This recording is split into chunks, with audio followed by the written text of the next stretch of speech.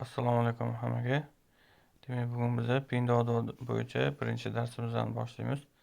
Pinduoduo bo'yicha birinchi darsimizda Pinduoduo ilovasini topish, yuklab olish va telefonga o'rnatib olish haqida bo'ladi. Agar siz iPhone ishlatadigan bo'lsangiz, Pinduoduo ilovasini App Store'dan yuklab olsangiz bo'ladi. Bu uchun App Store'ga kirib, shunchaki Pinduoduo deb yozsangiz, ilovasi kelib chiqadi va yuklab olib telefonga o'rnatishingiz mumkin bo'ladi. Lekin Android telefonlarda esa sal boshqacha, chunki Play Marketdan Pinduoduo ilovasi olib tashlangan va Play Market Google bloklab qo'ygan Pinduoduo ilovasini. Shuning uchun biz uni internetdan topib, yuklab olib o'rnatib olamiz. Buning uchun siz o'zingiz ishlatadigan brauzerga kirasizda va qidiruv qismiga Pinduoduo app download deb mana shu birinchidagi mana shunaqa xuddi shunaqa yozsak, hop bizda qidiruvdan kelib chiqadi va biz bu qidiruvdan birinchisi emas, mana bunaqa link tagisiga kiramiz. Xuddi mana shunaqa mana download.pinduoduo.com deb ko'rsatganiga kiramiz. Hop, ushbu saytga kirgandan so'ng tepadagi bu tugmani bosamiz. Va biz shu joydan Pinduoduo ilovasini yuklab olishimiz mumkin bo'ladi. Xohlasangiz pastdagi ushbu tugmani bossangiz bo'ladi yoki buni ham bosib yuklab olsangiz bo'ladi. Biz pastdagi tugmani bosdim.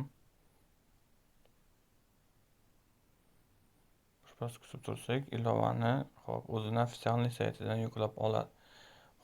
Yuklab olish boshlandi.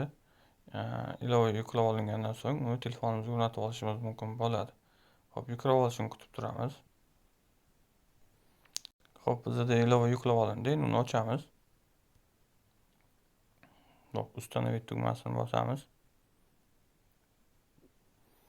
Xuddi shu joyda mana bizga ko'rsatyapti, подтверждение приложения deb ko'rsatyapti. Bu nima uchun? Bu boya videoni boshida aytib o'tganimizdek, Google Play Market ilovani bloklab qo'ygan.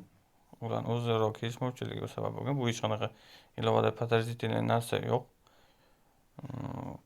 Biz nimani bosamiz? Pastdagi все равно установить deb bosamiz. Shu bilan mana ilova o'rnatildi. Открыть tugmasini bosib, ilovaga kirishimiz mumkin. Bo'ldi, ilova tayyor. Ilovani yuklab olib o'rnatdik.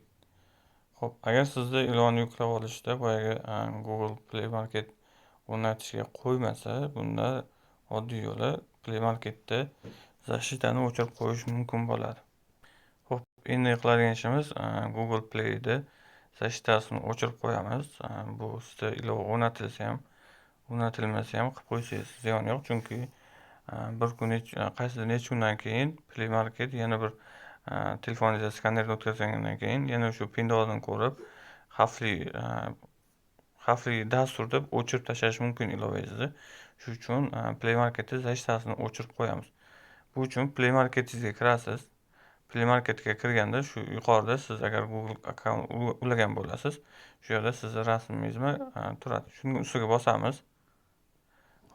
Bu yerdan Play защита bo'limini tanlaymiz.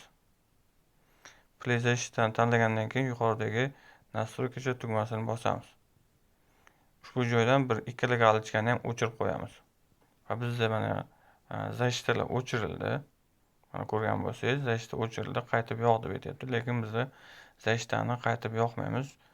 Agar защита yona qolsa, qanchalar kundan keyin yana Play Market защитasi telefon skanerdan o'tkazadi va yana shu Pinduoduo'ni ko'rib uni o'chirib tashlaydi. Shunaqa holatlar bo'lmasligi uchun Play Market защиtasini o'chirib qo'ysangiz bo'ladi. Bu ilovangizni boshqa bo'limlarga hech qanaqa ziyoni tegmaydi. Shu bilan endi Pinduoduo ilovasini bemalol ishlatib yursangiz bo'ladi. Bu darsimiz umumiy shundan iborat edi. Keyingi darslarimizni kuzatib boringlar.